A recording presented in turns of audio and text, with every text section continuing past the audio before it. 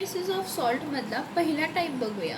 काय बघूया? Hydrolysis of salts of strong acid and strong base. आपण हायड्रोलायसिस बघतोय, पण कोणाचं बघतोय?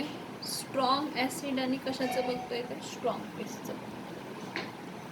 आता असं कोणती सॉल्ट आहे जी स्ट्रॉंग ॲसिड आणि स्ट्रॉंग बेसची आहे?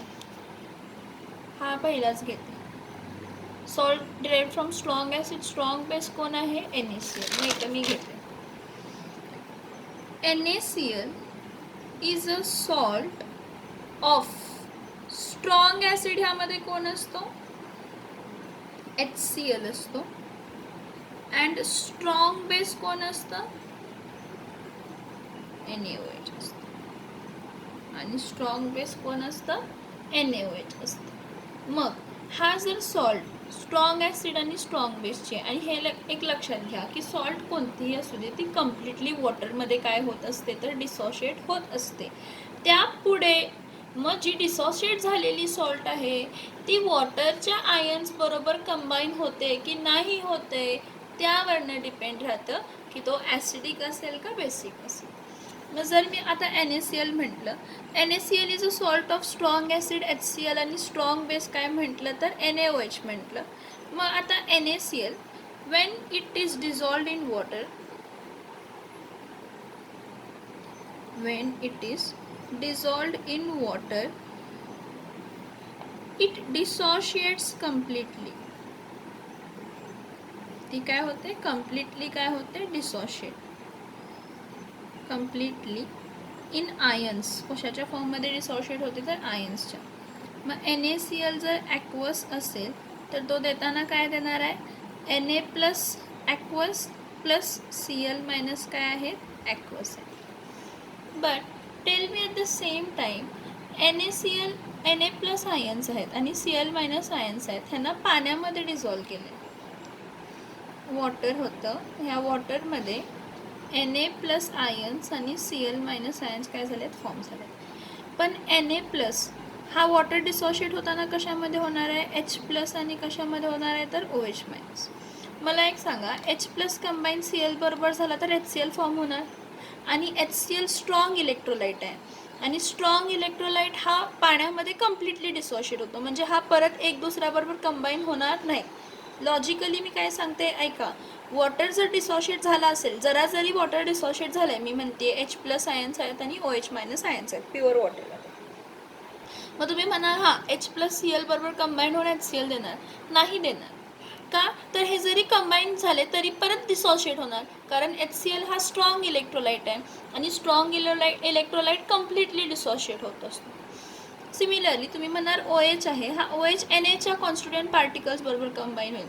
ठीक आहे, Naच्या पार्टिकल्स बरोबर कंबाईन झाल्यावर तो काय देणार आहे? NaOH देणार. परत NaOH कसला बेस आहे? स्ट्रॉंग बेस आहे.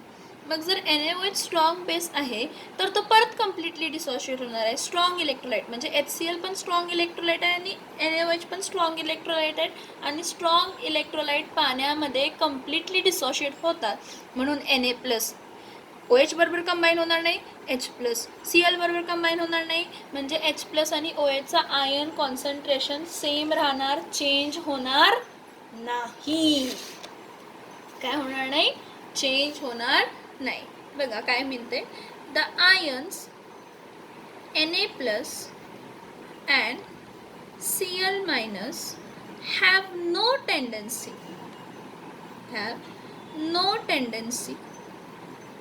to combine with what? To combine with water ions. आता वॉटर आयन्स कोणते आहेत? H प्लस और OH मायनस. का? Because the product obtained after combining, जो प्रोडक्ट ऑप्टेन होतो कंबायनिंग नंतरनं, the product obtained after combining is of strong acid and strong base. मग strong acid कोणता आहे? HCl. स्ट्रॉंग बेस कोणता आहे? NaOH. मग जर हे स्ट्रॉंग ॲसिड आणि स्ट्रॉंग बेस आहेत, मग हे पाण्यामध्ये परत डिसोशिएट होणार कम्प्लिटली. पाण्यामध्ये हे परत काय होणार आहे, डिसोशिएट होणार आहेत. कसे होणार, कम्प्लिटली डिसोशिएट होणार. So because the product obtained after combining is of a strong acid and strong base which dissociates in water completely.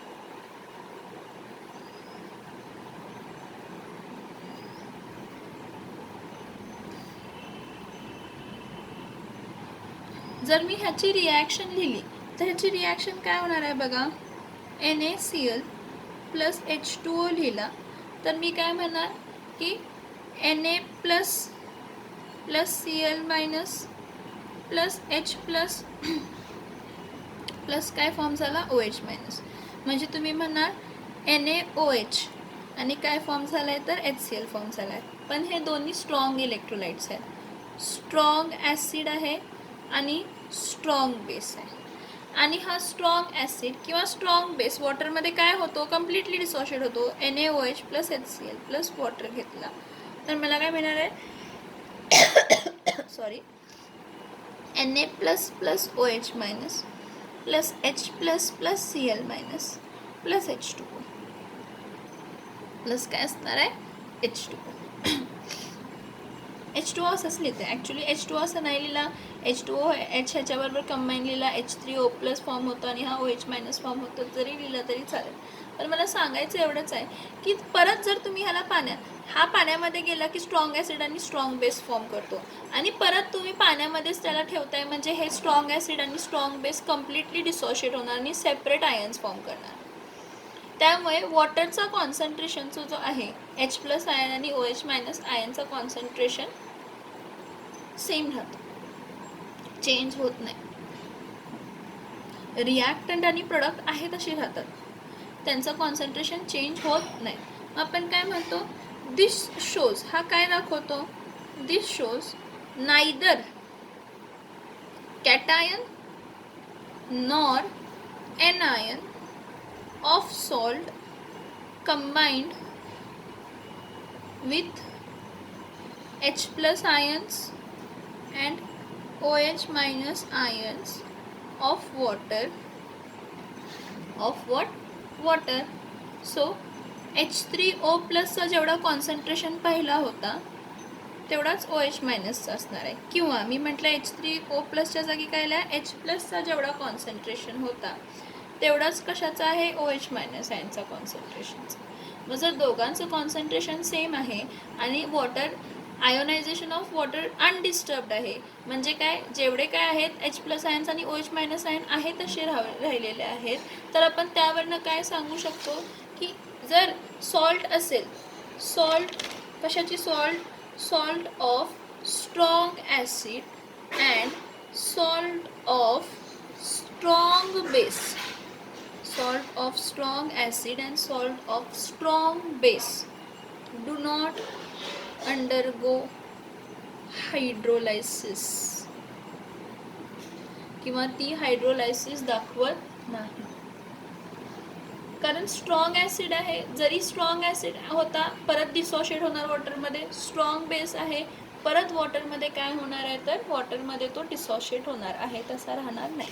परत एकदा सांगते बघा, सॉल्ट ऑफ स्ट्रॉंग ॲसिड आणि स्ट्रॉंग बेस कोण आहे, NaCl. NaCl हा सॉल्ट आहे कशाचा, स्ट्रॉंग ॲसिड HCl आणि स्ट्रॉंग बेस NaOH. जर ह्याला ह्या सॉल्टला जर मी वॉटरमध्ये डिझॉल्व केलं तर तो कम्प्लिटली डिसॉल्व्ह होणार. NaCl aqueous gives Na plus aqueous Cl minus aqueous. मग मी म्हणते इथं वॉटर पण होतं, वॉटर पण थोडंसं पार्शियली H प्लस आयन्स आणि OH मायनस आयन्स फॉर्म होतं.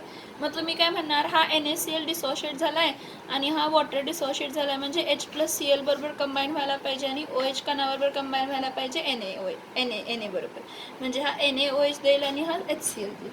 पण हे दोन्ही स्ट्रॉंग ॲसिड आणि स्ट्रॉंग बेस आहेत आणि स्ट्रॉंग ॲसिड किंवा स्ट्रॉंग बेस पाण्यामध्ये कम्प्लिटली डिसोशिएट होणार.